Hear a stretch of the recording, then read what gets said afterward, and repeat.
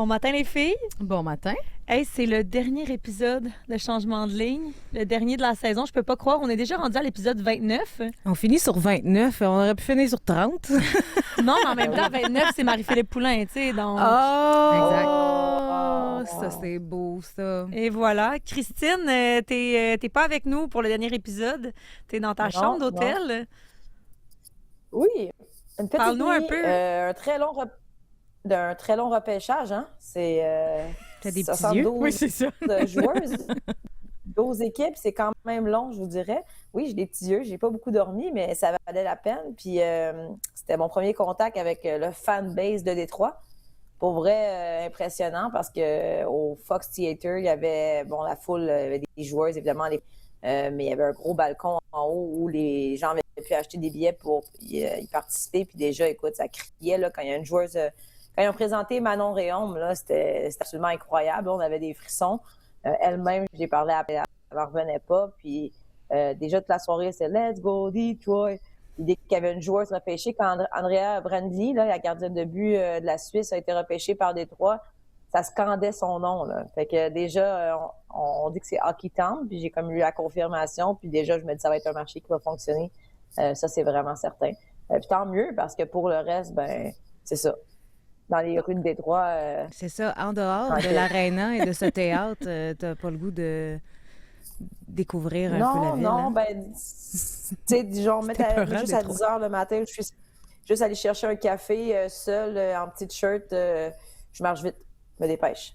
Mais écoute, c'est correct, mais sinon, il y a un beau stade de baseball. C'est une ville de sport, donc ça, je pense que ça va être faire vraiment un beau résultat. Puis, tu sais, Manon Rhéaume, qui est la femme derrière là présentement, qui est un nom hyper populaire ici, mais dans le monde du hockey en général. Je trouve qu'on voit les équipes d'expansion, ça paraît fort, puis on sait ce que ça donne, on l'a vu cette année, mais premier abord, je pense que c'est un super beau projet qu'ils sont en train de bâtir ici. Là. Donc, je comprends que pour le tourisme, on repassera. Ben, tu peux passer le pont juste à côté, là, puis tu seras à Windsor, fait que déjà dans un endroit plus sécuritaire. C'est vraiment pas loin. Et voilà, donc si les gens veulent aller à Détroit, maintenant, ils peuvent aller regarder du hockey. Il y avait les Red Wings. Oui, mais tu sais, au moins, c'est vrai que c'est comme 2 heures d'avion. De ça, j'espère avec quel... Ah oui, c'est justement avec Pascal Rhéaume, tu sais, qui disait j'avais ce feeling-là, puis on m'a confirmé que les fans viennent un peu partout. Tu sais, les fans de la LPHF, des fans de la Victoire de Montréal, il y en a partout au Canada, aux États-Unis, puis les gens aiment voyager pour aller voir des matchs. Fait que ça reste que de faire un petit trip de fin de semaine avec des amis, aller voir la Victoire, jouer à Détroit, c'est quand même accessible. C'est 2 heures d'avion. Puis, je suis sûre qu'il y a des choses de fun à faire, là. Mais bref, je les ai pas vus. Puis moi, j'ai pas eu le temps de les faire. Bon, on te souhaite d'avoir le temps d'ici à ce que tu reviennes. Sinon, parlons-en de ce fameux repêchage. C'est l'épisode 29 de Changement de ligne.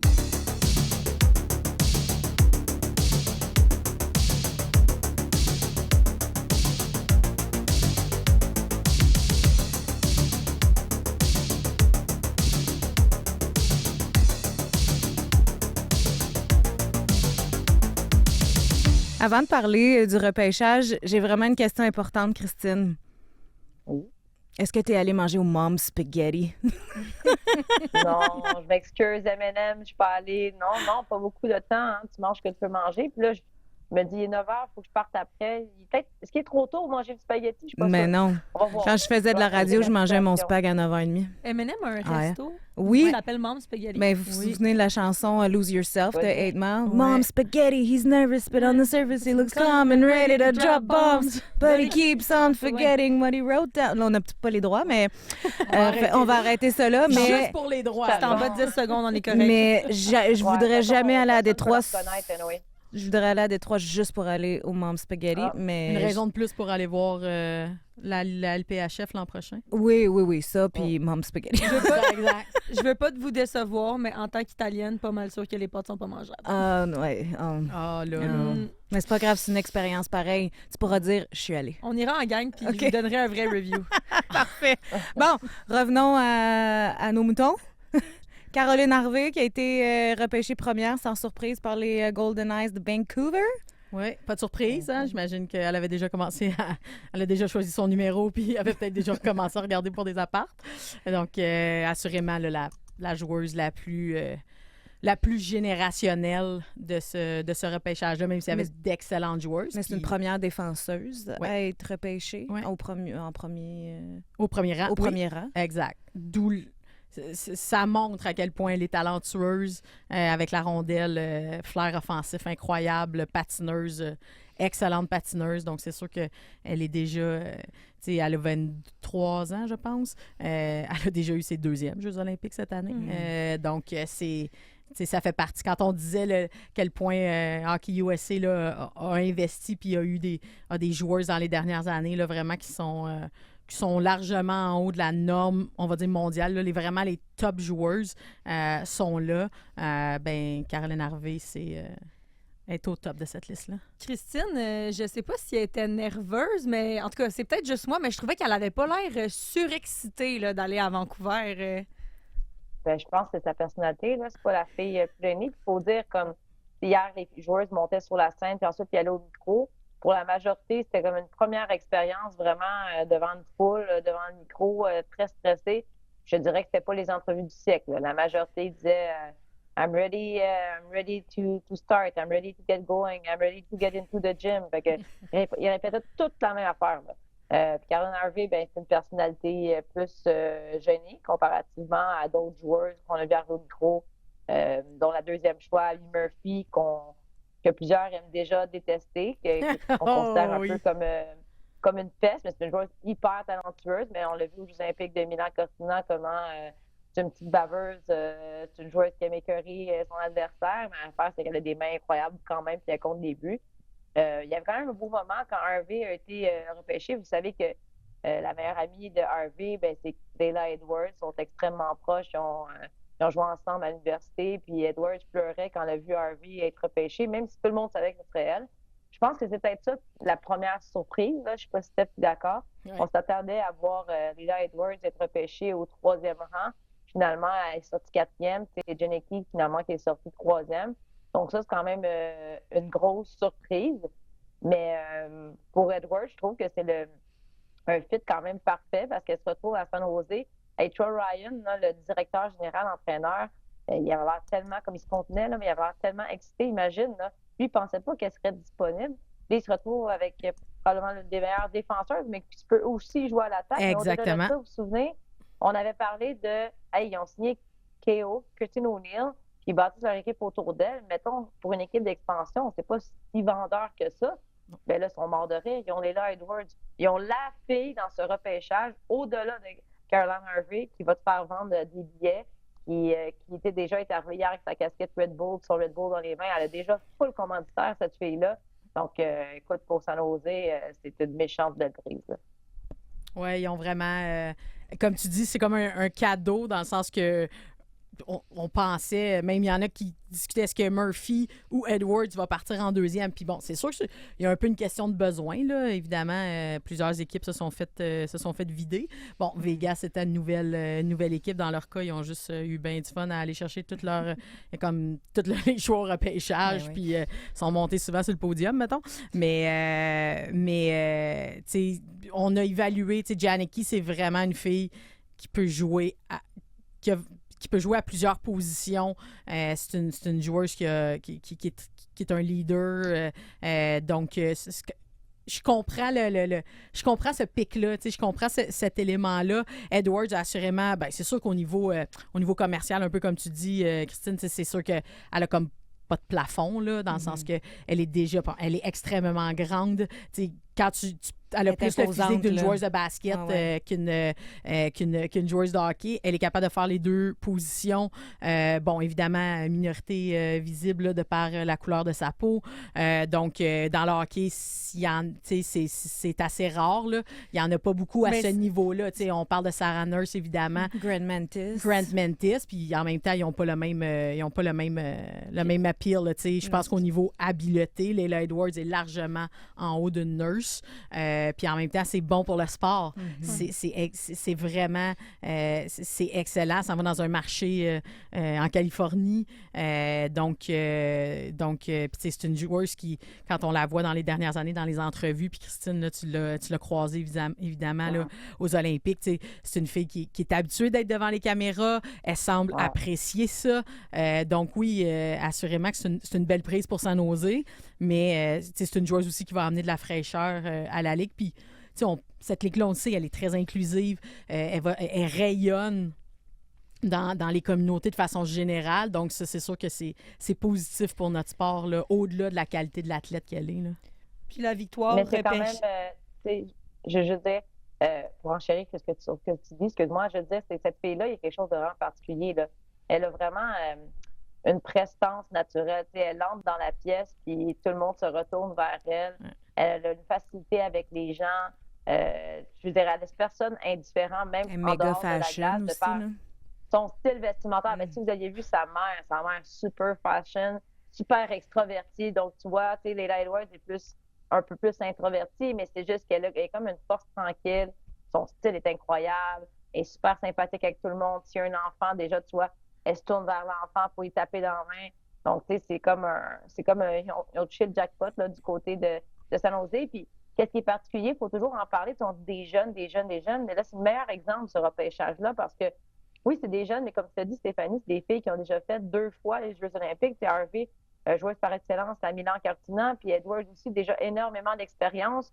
Donc, oui, c'est des recrues, mais des recrues qui ont déjà plus d'expérience que des filles qui sont dans la Ligue depuis quelques années.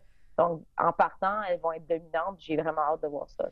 Puis même hier, au repêchage, ils mettaient beaucoup l'emphase là-dessus, mais ce sont toutes des joueuses qui, depuis les 3 dernières années, ont l'occasion de regarder la Ligue professionnelle de hockey, de se préparer pour ce niveau-là. Donc, ça va être intéressant aussi de voir cette cuvée-là, qu'est-ce qui va en est comparativement aux 2 autres cuvées précédentes. C'est probablement, puis là, si on oublie le repêchage original que tout le monde commençait, là, leurs équipes avec, bon, évidemment, les Poulains, des Biens, Schofield de ce monde, c'est assurément le repêchage avec le plus de talent. Est-ce que c'est le repêchage avec le plus de profondeur? Ça, il y a juste le temps qui va nous le dire. Mais le top 5, là, ou assurément le top 4, top 5 de talent, c'est sûr que c'est le meilleur là, jusqu'à date. Là, qui sort de la NCAA aussi? Oui, c'est sûr que je pense que c'est Christine, tu peux me corriger, je pense que c'est 9 des 12. 9 des 12 premières joueuses, c'est des filles, c'est des Américaines.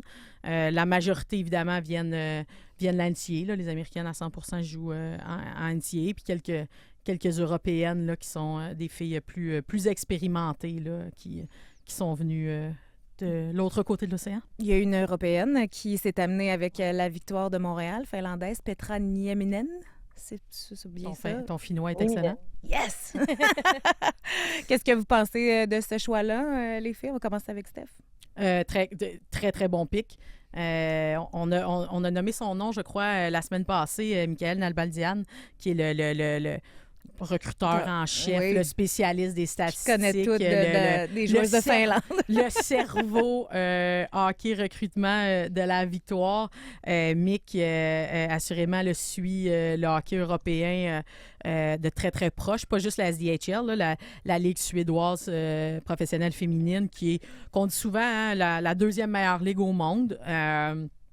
Qui, à l'époque, était la première, parce que c'était la seule vraie. Ouais. Maintenant, là, est rendue 2e. Donc, tu sais, Nieminen, c'est une fille de 27 ans qui joue sur l'équipe nationale finlandaise depuis une décennie, là, ou pas loin. Elle a joué sur la M18. Donc, je ne me trompe pas, même maintenant, elle est assistante avec le programme national. Là. Elle a c'est encore Erikowski, la défenseuse, qui a, je ne sais plus quel âge, là, mais qui a laissé depuis plus qu'une décennie. Mais donc, elle fait partie de ce leadership group-là.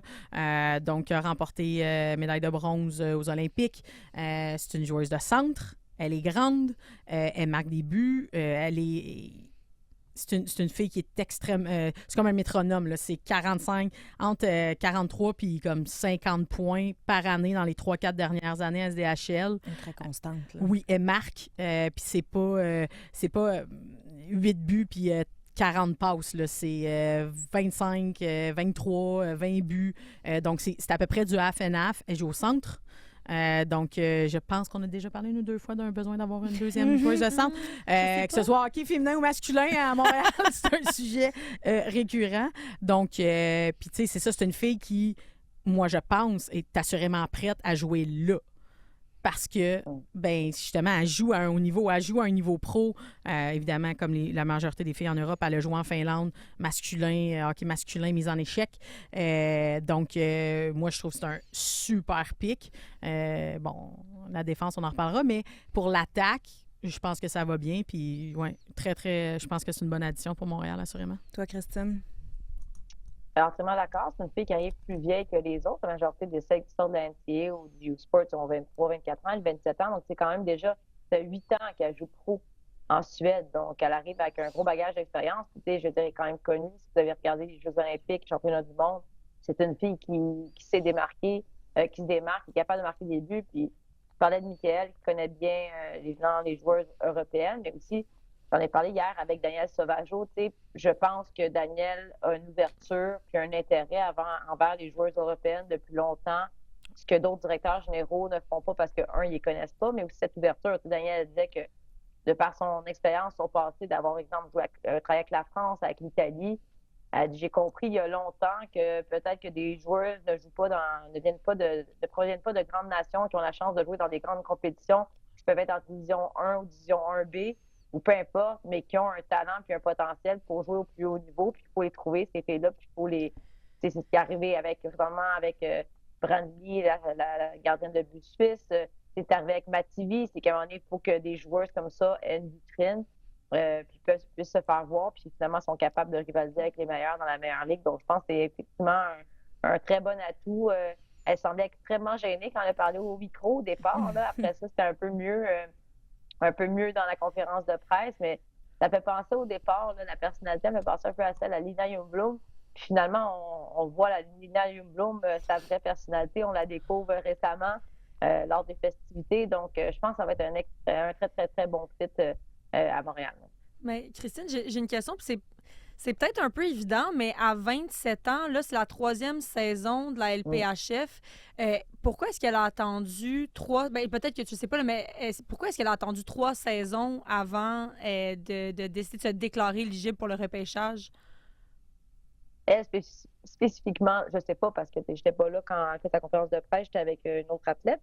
Mais ce que les Européennes, en général, disent, vraiment, c'est vrai qu'il y a des contrats, donc elles devaient terminer leur contrat, mais aussi, c'est quand même une grosse décision de venir en Amérique du Nord. Plusieurs attendaient de voir est-ce que c'est une ligue vraiment qui est viable pour ne pas perdre leur place en Europe. C'en est ici, finalement, la ligue ferme après 1 an. Donc, elles voulaient attendre quelques années, et quand ils ont vu que finalement, on ajoute des équipes, il y a des équipes d'expansion, c'est vraiment une ligue solide, les salaires sont intéressants, les conditions sont intéressantes, bien là, les joueurs ont décidé de finalement faire le saut. C'est ce que je pense qui est arrivé avec Petra Nivenen. Oui, puis également, il y en a plusieurs qui, l'année passée, ont re-signé pour 1 an à cause de l'année olympique. Donc, Pour jouer en équipe nationale. Oui, exactement. Donc, moins de voyagement, tu sais, de faire excusez-moi l'expression, mais du back and forth. Donc, il y en a que ça a joué aussi l'an passé étant une année olympique. Puis oui, exactement, il y a beaucoup de joueuses là, qui ont décidé de c'est ça. Puis c'est normal de vouloir voir. Tu sais, les joueurs sont installés là-bas, ils ont des apparts, sont bien traités. La SDHL, t'es bien traité. Nieminen était à Luleå. Luleå, les gens, là, peut-être qui ont entendu non, mais c'est de là que vient Nadia Mativi. Donc, elles ont joué ensemble leurs dernières années. Là. C'est un duo... un fort duo sur l'avantage numérique.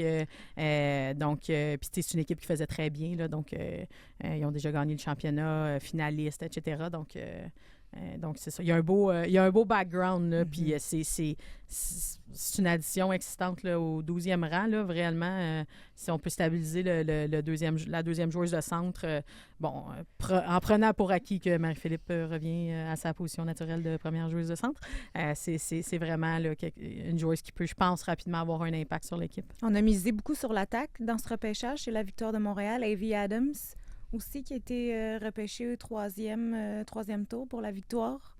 Cette joueuse pour vous, Steph? Bien, c'est sûr, c'est des joueuses on se cachera pas, c'est des joueuses qu'on connaît moins. Là. Nous aussi, un peu comme, comme ce que les gens font, on est allé voir. Bon, c'est une fille quand même qui a joué à Cornell. Donc, c'est une Canadienne. Oui. Ouais, c'est quand même toujours agréable. Donc, bon, Cornell a un bon programme. C'est quand même un Ivy League aussi. Donc, ça donne aussi une idée de la personnalité de la joueuse. Kristen O'Neill a été capitaine à Cornell là, dans ses années universitaires. C'est un bon programme. Ceux qui connaissent moi aussi, Lauriane Rougeau, l'ancienne joueuse de l'équipe nationale, est allée là. Donc, tu sais, c'est un programme, sans être un programme dans les top là, au niveau résultat, c'est un programme qui est constant. Donc, c'est sûr qu'on mise sur des joueurs, je pense, qui physiquement ont un potentiel d'être prêtes. Ceux qui ont vu les photos, là, les joueuses étaient quand la majorité là, avec le bâton et tout le monde à côté. Donc, puis on le voit, la physicalité. Tu sais, patin, c'est le mot d'ordre de toutes les équipes. Tu dois être capable de patiner, tu dois être rapide, puis tu dois être capable de jouer physiquement parce qu'on voit les joueuses plus petites, même si elles sont rapides, si elles manquent de physique, c'est difficile de se démarquer, puis je pense pas que ça va devenir plus facile non plus. Ça va pas aller en s'améliorant, là. Non, exactement. Ben, ça serait surprenant, là. Christine, je sais pas ce que tu en penses. Oui, vraiment. Puis elle, c'est une fille qui vient de la Nouvelle-Écosse aussi, donc connexion avec Corey Sherbury. Tu voyais Corey était très, très contente très heureuse de d'annoncer son nom. Hein? Qui vient de chez elle. Elle vient de la même place aussi que Jill Saunier, qui était l'une de ses idoles, un modèle pour elle en grandissant. Puis j'ai rencontré aussi ses parents, puis ils étaient extrêmement contents parce que, enfin, on est proche de la maison. Ça me faisait rire. Là. Je veux dire, ils habitent dans le coin d'Halifax, puis c'est Montréal, mais pour eux, c'est proche parce que c'est accessible. Ils ont juste à conduire 11 heures puis sont arrivés. Donc, elle espérait ça. Elle voulait être dans l'Est. Elle voulait se rapprocher de la maison. Une super personnalité déjà. Très à l'aise au micro, extrêmement, très grande, effectivement. Là. C'est sûr que vous allez dire, à côté de toi, Christine, c'est pas compliqué. On n'aurait jamais osé. Mais je vous dis qu'elle a, pour faire entrer avec des joueuses de hockey tout le temps, je vous dirais qu'elle a déjà un physique super, super impressionnant. Donc, au niveau de la personnalité, je vois qu'est-ce que Danielle Sauvageau a aimé chez cette fille-là. Un peu comme Steph, je regardais comme tout le monde des highlights sur YouTube, mais je vais attendre de voir pour me... Je ne peux pas savoir exactement c'est quel type de joueur. De joueur, c'est quand même rare que j'allais voir des matchs à Cornell. Mais Christine, ces filles-là, est-ce qu'elles étaient heureuses d'aller à ton micro, de parler, de se faire connaître? Là? C'est le premier grand événement où on les suit, les joueuses de hockey, mais pas d'aussi près que là. Il y avait beaucoup de médias, beaucoup d'entrevues. Est-ce que c'est quelque chose qu'ils avaient l'air d'aimer, ces joueuses-là, en général, pour la journée du repêchage? C'est évidemment, il y a toutes sortes de personnalités. Là. Déjà, tu le vois, il y en a qui sont plus gênés que d'autres. Elle, Adam, était vraiment contente. Puis c'est drôle parce qu'on parlait de Montréal. Elle a regardé la parade. Elle a tout regardé les trucs de Montréal sur les réseaux sociaux. Puis je disais, t'es-tu prête? Là? Parce que ça se peut que tu vas te faire reconnaître. Puis tout. Elle dit, c'est sûr, c'est comme pas le genre d'affaire qui arrive dans mon petit village là, en Nouvelle-Écosse. Donc, c'est un peu un choc. Je réalise pas, mais elle était contente. Tu sais, ça reste quand même globalement cette génération-là de réseaux sociaux, puis de TikTok. Je pense que cette génération est pas mal plus à l'aise devant un téléphone ou une caméra que peut-être des plus vieilles joueuses l'étaient à leur époque. Donc, je dirais que majoritairement, elles étaient extrêmement contentes de parler à un micro, puis je veux dire, t'es repêché. Donc, c'est très positif. Et c'est sûr que là, je fais juste penser à, on en parlera plus tard, mais des joueuses qui se sont déplacées, qui ont payé pour leur billet, leur famille est présente. Donc, si tu te déplaces, tu voyages, tu penses vraiment que tu vas être repêché, que finalement ton nom n'est jamais appelé. J'ai vu des mines très basses et là, je ne me suis pas risquée à aller avec mon micro, je vous confirme. Là. Christine, ça, c'était le segment ma tante du balado des les jeunes là, sur TikTok. Nouvelle génération, c'est drôle parce que il y a genre quelqu'un qui me dit avant-hier qui a dit hey, c'est toi qui as fait l'entrevue de Laurent en français, là. Ben, c'est viral, ils ont fait un remix là, de. J'ai dit, t'es viral sur TikTok. Je dis, ah, d'accord, je ne savais pas du tout. Mais là, j'ai pas passé à la TV. J'ai pas TikTok non plus, Christine. Je suis pas si vieille, mais ils sont quand même pas mal plus jeunes que moi. Là, je veux dire, il y a quand même une grosse différence. Fait que, quand il y en a qui se faisaient demander au micro, genre, c'est quoi, tu as un talent particulier? Il y en a qui disaient, je suis capable de faire le cube Rubik tout seul, mais il y en a quand même qui disaient, je suis très bonne dans les vidéos TikTok. Oui. Donc, mais c'est sûr que c'est pas moi. Moi, je ne mettais pas ça sur mon CV, là. Non, non. Ben, quand il y a des 2004 qui se font repêcher quand même, c'est comme, OK, c'est jeune, ça. Mais, Oui. Voilà. Oui, hein? OK. On dira pas où on est. J'étais où en 2004, moi? Si moi, je prends Quand un même, coup de vieux... Ophélia. C'est ça. Quand même, Ophélia, elle les trouve jeunes parce qu'elles sont jeunes, s'il vous plaît. Oui, c'est ça. En rafale, la victoire est allée chercher Zoe Ewens, Hayley McLeod, Erika Ryder. J'imagine que c'est ça, Ryder? Je le prononcerai comme toi. Oui. Parfait, super. Et Émilie Lavoie. Steph, parle-nous un peu peut-être d'Émilie Lavoie, une Québécoise, le dernier choix de la victoire. Oui, bien, je pense que c'est quelque chose que Daniel Sauvageau avec son équipe aime faire. S'ils sont capables d'aller chercher une Québécoise, elles vont le faire. Puis évidemment, on s'attend aussi à ce qu'ils en invitent plusieurs là, au niveau du camp. Tu sais, Émilie Lavoie, c'est une joueuse qui est capable de jouer un peu comme Edwards. Là, elle a été transformée. Elle a déjà joué défenseuse là, quand elle était plus jeune. Ensuite, elle est allée à l'attaque pendant de nombreuses années. Puis là, la dernière année avec Concordia, là, elle est retournée à la défense. C'est une joueuse...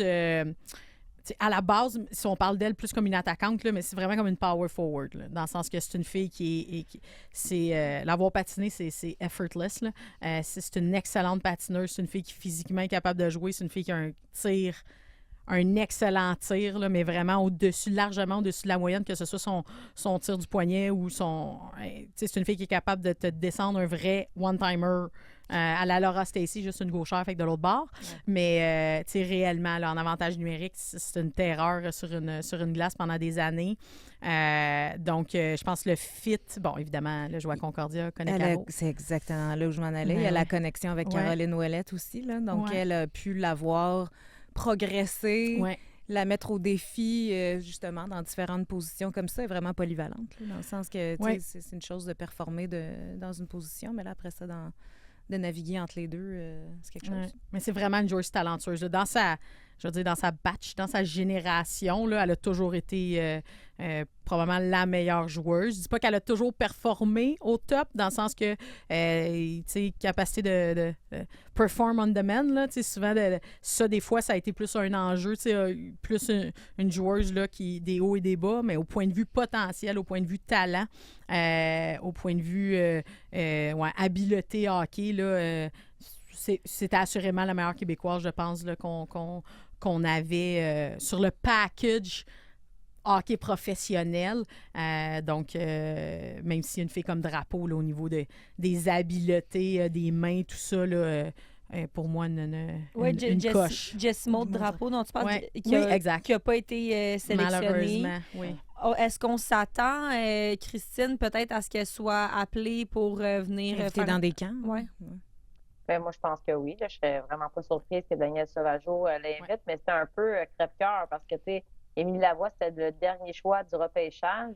Puis là, c'était Montréal qui avait le choix. Puis je m'attendais à ce qu'ils choisissent une Québécoise. Puis honnêtement, quand j'ai entendu Concordia, les deux, c'est un bon choix, puis c'est justifiable. Mais quand j'ai entendu Concordia, je pensais que ce serait Simone Drapeau. Les deux filles étaient là. Les deux filles avaient fait le voyage avec leurs parents. Donc, tu sais, Émilie Lavoie est repêchée, mais tu as son amie et sa capitaine à côté qui est là avec ses parents, qui a voyagé, puis finalement n'est pas choisie. Donc, quand je parlais de déception, c'est l'une des filles, évidemment, qui repart de Détroit très déçue. Mais juste dire qu'il y a une autre Québécoise qui a été repêchée avant. La première Québécoise, c'est Senna Cattrall, qui a été repêchée par Détroit, une Montréalaise qui joue à Clarkson. Dans le fond, c'est Manon Réaume, en plus, qui a donné son bâton. C'est quand même assez symbolique pour elle. Puis ça, j'en ai parlé avec plusieurs personnes. J'ai parlé avec son père hier. J'ai parlé aussi à Gosling parce que c'était la coéquipière de Gosling. C'est une athlète incroyable, premièrement hyper charismatique. Une athlète incroyable. Une fille qui fait partie de Team Canada au baseball. Exactement. Et là, présentement, qui a dû choisir entre le hockey et le baseball. Elle a décidé d'y aller avec le hockey. Elle dit, mais peut-être dans 8-10 ans, je pourrais retourner au baseball au besoin. Elle dit, comme le premier été que je peux pas jouer au baseball finalement. Au besoin. C'est malade. Au besoin. Puis c'est une fille qui joue avec arme, qui a du cœur, qui est intense. Donc, beaucoup de positifs. Puis c'est pour elle de se retrouver à Détroit. Puis justement, elle dit de me retrouver avec Manon Réaume, qui était comme une idole pour moi quand j'étais jeune. C'est hyper le fun, hyper symbolique. Donc, ça, c'est une joueuse qu'il faudra surveiller. Puis il y a d'autres filles, d'autres Québécois, je pense, comme tu as dit, Steph, que je m'attends à ce qu'elles soient invitées au repêchage parce qu'on répète, hein, il y a 100 nouvelles joueuses qui sont arrivées dans la Ligue. Et présentement, Montréal n'a vraiment pas une équipe complète. Il y a probablement des joueurs qui vont être signés aujourd'hui, mais il manque plusieurs morceaux de casse-tête. Et quand on regarde la formation présentement, c'est que des filles qui jouaient sur le 4e trio l'année dernière, une Catherine Dubois, qui a encore un contrat, Alexandra Labelle qui n'en a pas présentement, mais soudainement, elle se retrouve à avoir une promotion potentiellement parce qu'il manque de joueuses. Donc, il va falloir trouver sur le marché des joueurs autonomes ou via des joueurs invités qui sait. La Victoire a perdu des joueuses aussi. Je sais pas si c'est là que tu t'en allais. Ben, c'était plus juste pour conclure, mettons, tu sais, Carol a été coachée par Noémie Marin pendant plusieurs années parce qu'elle a fait ses années de cégep à John Abbott. Elle était dominante, d'ailleurs, collégiale avant de quitter pour l'NCA. Donc, elle a allongé son parcours. Hein? On a déjà parlé de ça ensemble. Donc, elle s'est donné des années de plus pour se développer physiquement puis elle a été une joueuse là, importante pour Clarkson. Puis, tu sais, peut-être oui, c'est sûr que c'est décevant pour Jessie Maud. Mais dans sa personnalité, Jessie Maud est une joueuse avec beaucoup de caractère. Elle n'était pas rendue. Elle a été joueuse la plus utile U-Sport cette année. Elle a remporté le championnat des marqueuses. C'est une joueuse. C'est vraiment une leader positive incroyable. Donc, je pense que je lui souhaite et je pense que de par sa personnalité, s'il y en a une qui peut quand même passer à travers ça et dire. Puis faire la job en espérant qu'elle ait une invitation, là, c'est une joueuse là, qui peut absolument. Elle peut se retrouver réserviste dans une équipe quelconque, comme des Kellyanne Nadeau. Oui, puis elle a un potentiel offensif. Elle a assurément, c'est une fille qui a marqué toute sa vie. Vraiment, là, c'est une joueuse avec des mains extraordinaires, proche du filet. C'est une fille très en forme, très dédiée, une personnalité incroyable. Elle n'était pas capitaine de son équipe pour rien. Non, puis tu sais, son surnom depuis longtemps, c'est Flag, hein, un drapeau en anglais. Donc, les gens l'appellent Flag. Donc, ça va avec sa personnalité. C'est une fille qui est rayonnante, les gens aiment être autour d'elle. Donc, une coéquipière là, hors pair. Donc, évidemment, on lui souhaite d'avoir une invitation. Puis, en tout cas, elle est bien pluguée là, autour de la Victoire là, pour que ça puisse arriver. On parlait tantôt que la Victoire a perdu 3 joueuses. Maureen Murphy. Commençons par elle. Il y a eu Chien D'Arcangelo puis Nathalie Mlinkova. Mais Murphy, pense qu'elle n'était pas contente de partir, Christine? Oui, pauvre elle, hein? Non, elle était là au repêchage pour la remise des trophées. Là, tu veux dire, c'était un peu bizarre comme situation parce que la Coupe Walter était là. Puis là, c'était un moment en même temps de célébrer encore une fois la Coupe Walter. Nicole Gosling était là. Puis là, il y avait des prises de photos. Daniel Sauvageau disait de venir. Puis là, tu sais, je veux dire, elles ont été présentées sur le tapis rouge au repêchage. Les gagnants de la Coupe Walter, de la Victoire de Montréal, Maureen Murphy, Nicole Gosling, Laura Stacey. C'était vraiment bizarre, tu sais. Puis là, après ça, sur la scène, tu as Nicole Gosling qui va présenter un prix pour Hamilton. Puis tu as Maureen Murphy qui doit présenter un prix pour Las Vegas. Tu sais, tu voyais là, oh mon Dieu, qui avait l'air mais ça, c'est moyen d'aller présenter le prix. Tout ça, ils n'ont pas donné le temps de digérer. Mais Maureen Murphy, tu le vois, tu sais, honnêtement, elle était triste. Tu vois, on la voyait parler de Laurent, tu sais, ou avec Laura Stacey, puis elle était émotive, puis je comprends qu'elle trouve ça extrêmement difficile, puis elle voulait rester. Puis là, c'est sûr que ça amène des questionnements encore que clairement, on ne comprend rien au règlement parce que Maureen Murphy était joueuse autonome, puis normalement, elle devait pouvoir refuser.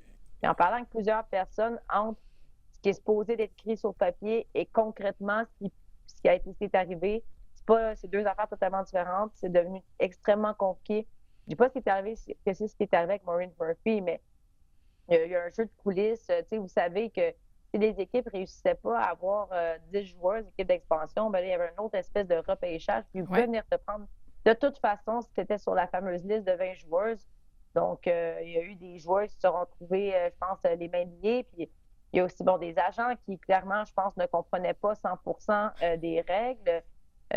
Steph, on en parlait avant d'entrer en ondes. Tu as des agents qui ont quelques joueurs qui sont nouveaux dans le domaine, puis qui vont vraiment se dédier à leurs 2-3 clientes. T'en as qui ont tous les plus gros noms, puis t'en as qui ont aussi des joueurs de la NHL qui ne sont pas tant au courant de ce qui se passe dans ce fameux livre des règlements. Donc, est-ce que les joueurs sont toujours extrêmement bien conseillés? Je ne suis pas certaine. Mais tu sais, quand les DG en tout cas, certains DG comprennent moins bien les règles. Quand les joueurs sont pas sûrs, quand les médias spécialisés sont pas sûrs, quand les agents sont pas sûrs, quand la Ligue a de la misère à faire respecter ses règles, peut-être qu'on l'a échappé quelque part. Tu sais, dans le sens que, tu sais, des fois, on dit que quand c'est pas brisé, tu sais, if it's not broken, don't fix it. Là. Ben là, on a peut-être essayé de pousser un petit peu l'enveloppe. C'est parce qu'il y a une partie... Après ça, il y a une partie qui a été un peu à cheval sur les règlements. L'autre partie trouvait des manières de contourner les règlements. Les agents sont tout mêlés. Puis les agents, c'est les personnes qui doivent te conseiller. Pauvres eux autres, honnêtement. Ouais. Ce qui est dommage, c'est que depuis le début, on dit à quel point le but, c'est de donner le plus d'agentivité possible aux joueurs. Puis on dirait que là, ben, dans le cas de Maureen Murphy, c'est comme quasiment un peu fait avoir. Elle s'est fait prendre au jeu. Une O'Neill qui semblait clairement pas vouloir quitter New York. Puis bon, en même temps, tu es une joueuse professionnelle. Ça vient avec. Faut faire, c'est ça, faut faire attention avec ce que tu viens de mentionner, mais en même temps, si c'est ça l'objectif, tout ton processus devrait être fait autour de ça et non juste une ou deux étapes. Puis en même temps, quand tu es échangé ou repêché, ben c'est sûr que c'est pas toujours toi qui décides, puis c'est correct. Là, en même temps, les joueuses... les gens comparent tout le temps. Il faut arrêter de comparer avec la Ligue nationale. Là, ça n'a pas rapport. Là. C'est quand même un excellent salaire. Une joueuse là, qui gagne 100 000 américains. Il y a beaucoup de gens. Là, comme on dirait, un upgrade. Un pas pire upgrade. 2 repas par jour payés par l'organisation. C'est quand même bien là, dans le contexte quand on sait qu'on a des femmes qui travaillent en CPE au Québec qui ont de la misère à faire 60 000. Là. Oui. Fait que, il faut quand même relativiser. Mais c'est ça, on a comme voulu pousser. Puis là, l'ordre du repêchage qui a changé, je sais qu'on a... Pour donner une espèce de leveling, là, une espèce de niveau pareil. C'est comme si tu joues au Monopoly, puis finalement, tu décides que passer go est plus bon après 3 tours. Là. Ça fait aucun sens. Là. Ben, moi, il y a un truc, Christine, en écoutant les entrevues que tu as fait pendant le repêchage ou même avant la journée des prix, qui m'est vraiment sorti, c'est à quel point le discours, autant quand on pense à Corey Chevry, Daniel Sauvageau, Laura Stacey, c'est on est tellement chanceuse d'avoir cette ligue-là, puis c'est vraiment, on est le fun, c'est vraiment le fun, on est chanceuse, on est contente, on est rendu à 12 équipes, c'est pour le développement, nanana.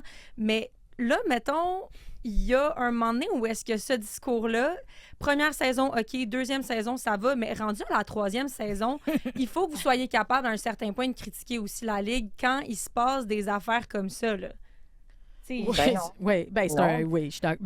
que c'est un propriétaire unique. À la base, que propriétaire unique. Clairement, le message qui est véhiculé, puis c'est pas faux, c'est qu'est-ce qu'on fait maintenant? C'est pour le futur. C'est pour bâtir quelque chose à plus long terme, quelque chose de plus gros. Donc, c'est comme si faut que chaque directeur général, les gestes qu'il pose, finalement, c'est pas tant pour ton équipe à toi. Dans le fond, il faut que tu prennes des décisions clairement pour la pérennité de la Ligue et le futur. Et je comprends le concept, mais tu sais, ça devient extrêmement compliqué pour eux de faire leur job à la base. Puis c'est sûr qu'il disait, Laurent Stacey dit ça, Corey Chevry dit ça à mon micro, là, mais on sait très bien qu'en bout de ligne, quand ils perdent Keller Burns, l'année d'après, ils perdent Nicole Gosling, je pense pas qu'ils sont comme « Ah, c'est vraiment le fun, je suis vraiment contente pour la pérennité de la Ligue ». Je serais très curieuse d'être assise autour de la table dans ces rencontres de DG et président pour dire « OK, voici comment ça va fonctionner ».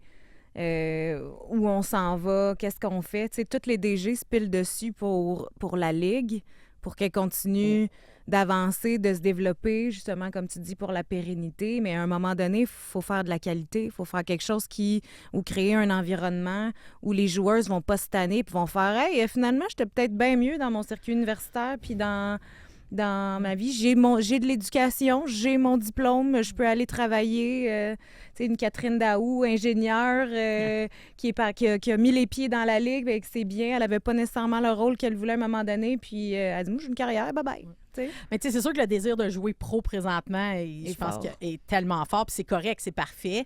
Puis, tu sais, c'est sûr que c'est une nouvelle ligue, fait qu'il va y avoir des erreurs, il va y avoir des ajustements, mais c'est sûr que ça n'aide pas la crédibilité.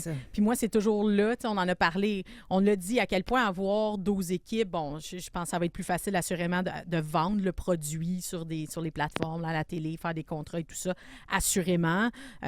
Donc, tu sais, tout ça, on peut pas être contre ça, le fait que là, il y a une centaine de joueuses de plus qui vont pouvoir jouer professionnellement. Oui, c'est vrai que c'est pas tout le monde qui gagne 100 000. Là, on a donné un exemple tantôt. Le salaire moyen reste 55 000 US.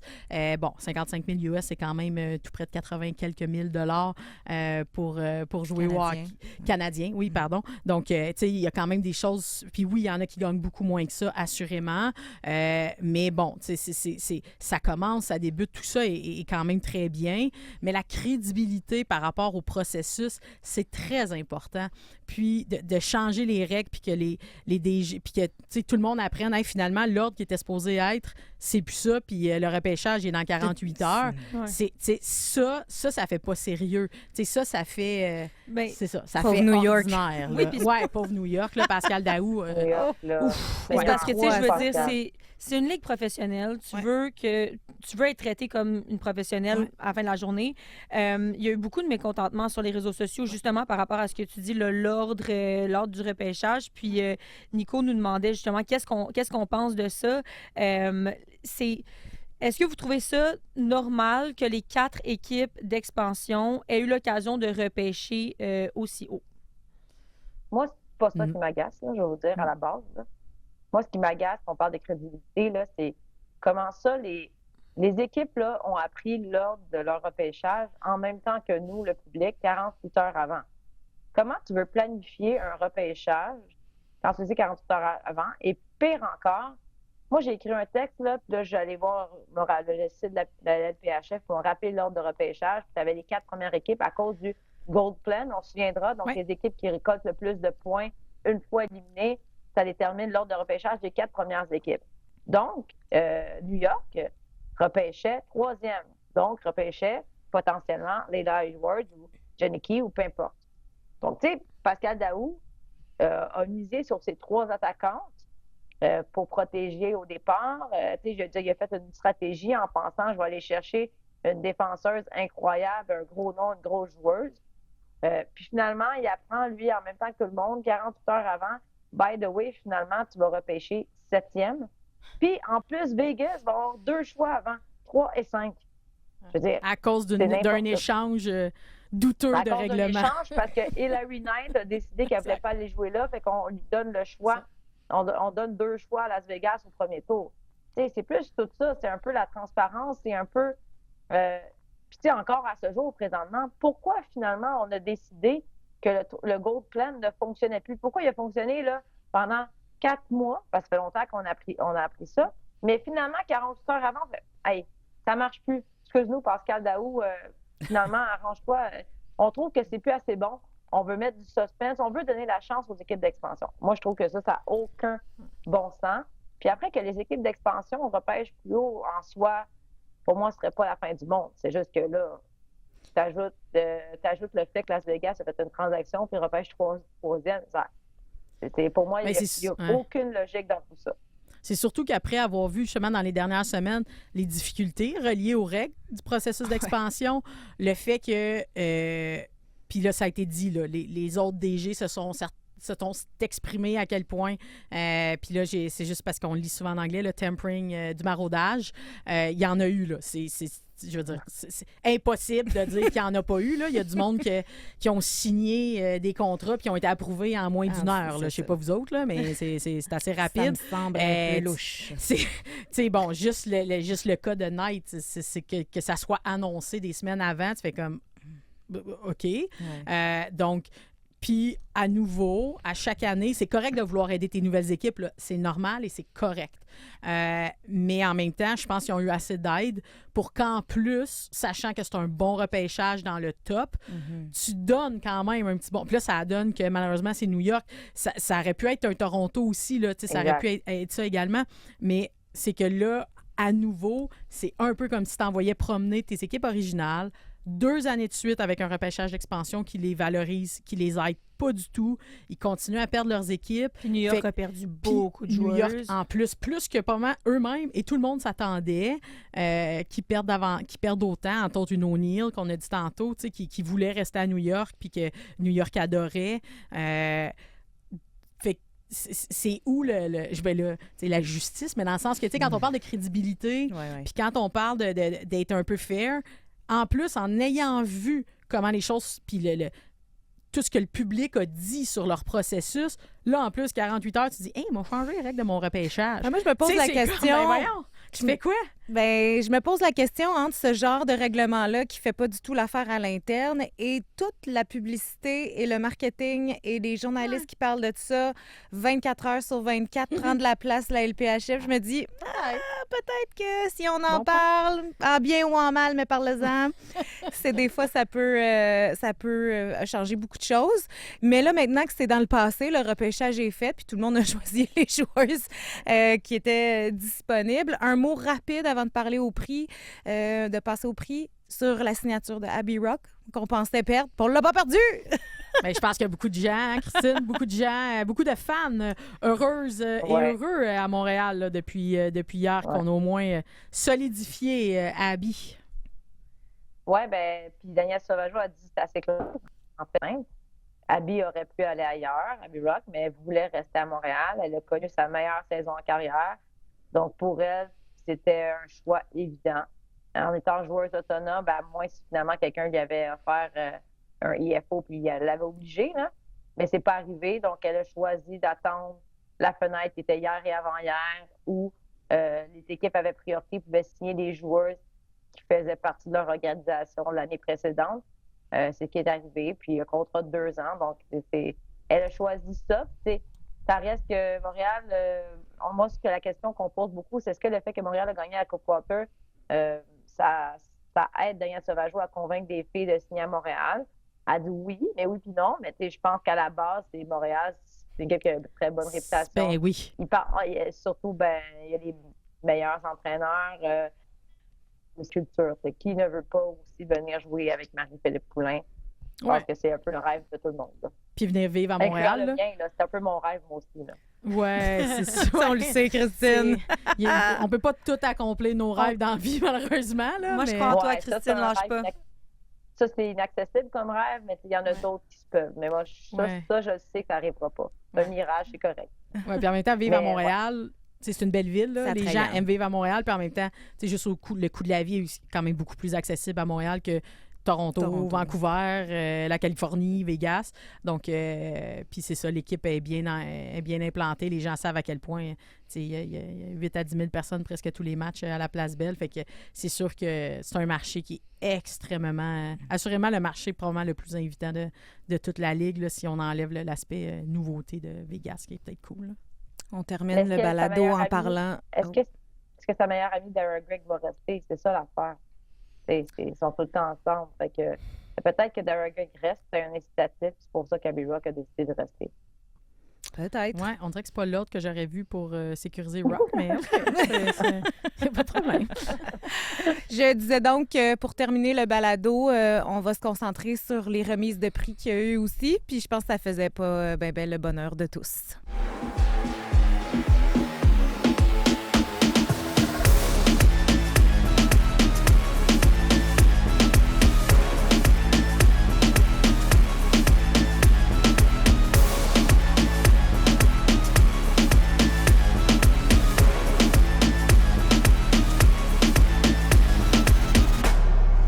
Les filles, la dernière fois qu'on en a parlé, on avait parié un café qu'Anne-Renée Desbiens allait remporter la joueuse la plus utile et la gardienne de l'année. Honnêtement, j'ai même pas envie de réclamer mon café.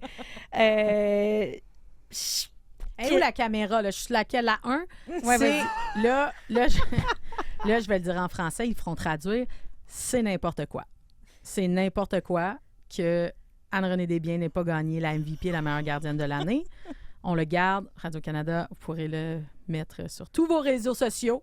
C'est n'importe quoi. Parce que quand on regarde les statistiques, C'est Frankel, finalement, qui a gagné gardienne de l'année et joueuse la plus utile. Quand on regarde toutes les statistiques, Anne-Renée la surpasse. Donc, Mais c'est très Mais proche.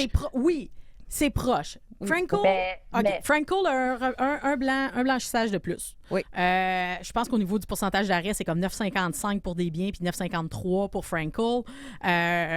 Des biens un peu meilleurs au niveau du nombre de buts accordés par match. Là, je pense que tu as 1,11 puis Frankel 1,19. En tout cas, ils sont très proches. Mais au-delà de ça, les gens, il faut que quand tu votes, il faut que tu aies regardé les matchs, les autres matchs et la qualité des chances données par chaque équipe. Anne-Renée a, de façon générale, par match, tout le temps, beaucoup plus de chances contre elle. Donc, coupe beaucoup plus de chances de marquer. Là, elle est A+, chances de marquer de l'adversaire qu'une Frankel l'a fait. De par la qualité du corps défensif de Boston est assurément le meilleur. Donc, elle recevait moins de tirs, surtout moins de tirs de qualité. On se souvient des arrêts spectaculaires de Desbiens sur une patte. Puis, wow, mais une gardienne fait trop d'arrêts spectaculaires, pas super bon pour ton système défensif. Même si la victoire a été, Christine, on en a parlé cette année, là, beaucoup mieux. Les autres années, des fois, tu disais, coudonc, on a-tu 5 joueurs sur la glace ou on est en désavantage numérique parce que dans notre zone, c'était très difficile. Ça a été vraiment, vraiment mieux cette année. Mais Frankel, elle n'a pas probablement au moins environ 20% de moins de chances de qualité contre elle.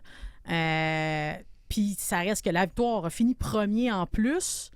Je comprends les séries comptent pas. Non. Les séries comptent pas, mais on parle juste de la saison, là. C'est n'importe quoi. Les séries comptent pas, puis les Jeux olympiques ne comptent pas non plus. Non. Puis ça, mais c'est quelque chose que j'ai entendu beaucoup, comme quoi que, Frankel a une médaille d'or autour du cou, mais ça compte pas. Ça n'a aucun rapport. Ouais, là. mais sauf que c'est une question, c'est très subjectif. Hein? C'est les médias, les directeurs généraux, les entraîneurs et les membres de l'association des joueurs. Puis, des fois, c'est une affaire de clic. Ça reste que... Je fais attention, mais ça reste que c'est juste des Américaines qui ont gagné, alors que tu as 2 équipes canadiennes en finale. Je sais que ça compte pas les séries, là, mais ça reste quand même que pour moi, c'est impossible qu'une équipe qui a fini première au classement ne remporte aucun prix individuel. C'est illogique. Comme tu as dit, Stéphanie, meilleure défenseuse, c'était Megan Keller. Avec raison, elle le méritait. Défenseuse par excellence, Hayley Wynn. Elle le méritait. Donc, ça, c'est ton duo de défenseuses qui est devant toi en désavantage numérique à 5 contre 5, en avantage numérique, comme si c'était top, là. Fait que, je veux dire, on peut pas dire qu'Anne-Renée Desbiens, elle avait ça. Elle avait Gosling, mais je veux dire, on utilisait souvent un blow sur une première paire de défense, puis soyons honnêtes, entre vous et moi, là, c'était souvent difficile, là. Je veux dire, ce n'est plus la défenseuse qu'elle était. Donc, pour moi, c'était compréhensible, puis c'est pas pour rien qu'Anne-Renée Desbiens n'était pas présente. Parce que dans le fond, ce qui arrivait aussi, c'est que les joueuses ont reçu, dans le fond, les premières, deuxième équipes d'étoiles dans les jours avant. Ouais. Puis, finalement, à un moment donné, Anne-Renée Desbiens, comme d'autres joueuses, quand elles réalisent leur ACCT, quand tu réalises que c'est sur la deuxième équipe d'étoiles, ça veut dire que la gardienne sur la première équipe d'étoiles, c'est pas toi, puis tu fais 1 + 1 = 2. Donc, pourquoi se déplacer à Détroit pour être une spectatrice? Elle est restée à la maison pour cette raison-là. Mais pour vrai, je trouve ça limite très insultant. Ben, écoutez, moi, des remises de prix comme ça, là. Moi, en général, j'ai beaucoup de difficultés. Tu sais, les personnes qui ont voté, il n'y a rien de public. Puis là, je compare pas à la Ligue nationale, mais j'ai le goût. Dans la Ligue nationale, les votes sont publics. Oui. Puis les journalistes se font ramasser pour les joueurs qui ont choisi. Ouais. Pourquoi ne pas mettre le vote public dans la LPHF par souci de transparence? Déjà là. Mais à la base, n'importe quelle remise de prix, là, il y a tellement... C'est libre à l'interprétation, à joueuse préférée ou un athlète dans n'importe quel domaine. Là. Des remises de prix, là, c'est un conseil d'administration qui choisit. Ah oui, cet artiste-là, il est bien bon. Je ne veux pas écouter son album, mais il va gagner pareil parce que je l'ai. C'est un concours de popularité. La victoire a gagné la Coupe Walter. C'est tout ce que les athlètes veulent gagner. Ça, c'est le plus beau prix que tu peux pas gagner. Tu l'as mérité, puis il n'y a personne qui te dit ou qui t'a choisi pour le gagner, c'est que tu as prouvé comme équipe que tu méritais de la gagner. Il n'y a rien de plus gratifiant que quand tu remportes quelque chose toi-même que quelqu'un te donne un prix, à mon avis. Oui. Fait que- Oui, c'est sûr que... Mais on parlait de crédibilité tantôt. C'est une coche, puis on fait pas du chauvinisme parce qu'on est à Montréal, puis parce qu'Anne Renée, c'est une Québécoise, puis qu'on la connaît. C'est elle qui a eu les meilleures performances, c'est elle qui a été le plus constante. Donc, ça fait... Elle joue la rondelle mieux qu'à peu près n'importe qui dans cette ligue-là. Ça va au-delà aussi de la statistique. Là, c'est l'impact. La joueuse la plus utile, c'est l'impact que tu as sur ton équipe. Donc, en l'absence aussi d'une Marie-Philippe pendant quand même une partie de la saison qui est la joueuse pivot de l'équipe. Quand même des jeunes défenseurs. C'est un groupe qui a bien fait, mais pas un corps, pas un quatuor. Là. Comme tu as dit, Christine est extraordinaire. Là, on ne veut rien leur enlever, mais on n'était assurément pas, tant qu'à moi, même pas top 2 là, par rapport à la qualité du groupe de défenseuses au complet. Donc, non. Ben, bien sera la MVP de changement de ligne. Parfait. Qu'est-ce que vous en pensez? Oui. On va y Je suis envoyer, d'accord. on va y faire un chandail. On va y faire un On va chandail. y faire un chandail MVP offert. T'es Mais je là-dessus. sais pas, Franco a vraiment eu une belle saison. Ben oui, on y enlève pas. Je vais y gosser Ouais. un trophée, là. Je vais Ouais. y gosser un trophée, là. Ouais. Mais nous aussi, on a On eu va une y donner vraiment ça. belle saison. Qu'est-ce que vous en pensez? Oui. Oui, Ouais. vraiment. Merci Vraiment. d'avoir été à l'écoute, d'avoir été avec nous, d'avoir échangé, partagé vos opinions. Toi, tu avais un lien direct avec ces gens qui... Oui, mon Dieu, oui. Puis continuez de nous écrire, là, même si on n'est plus là sur une base régulière, là, ça va toujours me faire plaisir. Il y a des gens qui m'écrivaient personnellement aussi. Ça nous fait vraiment toujours plaisir de vous lire. Christine, quand les gens venaient te parler dans la rue même, tu te faisais reconnaître. Donc, merci beaucoup. C'est grâce à vous si on a eu autant de plaisir à faire notre job. Vraiment, c'est un plaisir de vous retrouver chaque semaine. Il s'est passé tellement d'affaires en une saison. On a fait des gageurs, on s'est fait des chandails. Christine s'est fait aller chercher une valise à Lowell, à Boston, qu'elle avait oubliée. Ah bon. L'autre bord. L'autre bord. Ouais, exact. Ouais, c'est ça. C'est comme moi, je suis à droite. C'est comme... Mais bref, on a encore beaucoup de choses à discuter pour la saison prochaine, puis on va le faire avec bonheur. Merci à toute l'équipe. Jab, caché en la régie, les gens à la technique qui aident à ce qu'on offre un produit de qualité. Puis merci à mes collègues aux réseaux sociaux qui font une très belle job de mettre le balado en ligne, les infographies, tout ça. Les extraits bien extraits. choisis, Ouais. qui punch. Puis on a déjà hâte de recommencer. À l'automne. Ciao!